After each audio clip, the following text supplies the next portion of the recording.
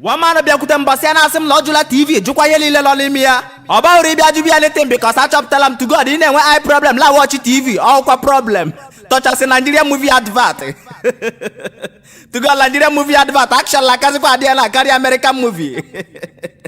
You watch American movie advert, the advert na do so simple even when the action la limia ngwa watch ya for example. But a day cannot come, only the legend can win the history.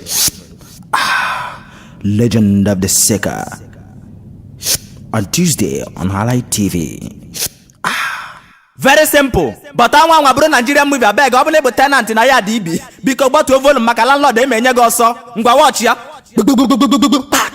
A man cannot live without his action. Cause see we make case falling in love with a man. Hey, act of love, act of love, act of love. A movie that you can watch. Can we see? I have told you to live in, but I told you that a man cannot live without his action. Leave me alone.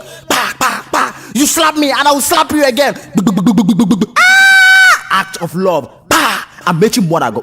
Charles Okonkwo. What's the year? And Charles Ike the number. Act of love. Act of love. Marketed and distributed nationwide by Diamond Movies Industries Nigeria Limited. 51 Worker Road on Nature or 7 Pound Road. Act of love. Grab your copy now. Nollywood no karaka. Actors di dalam lagi no kaja. On a make or them.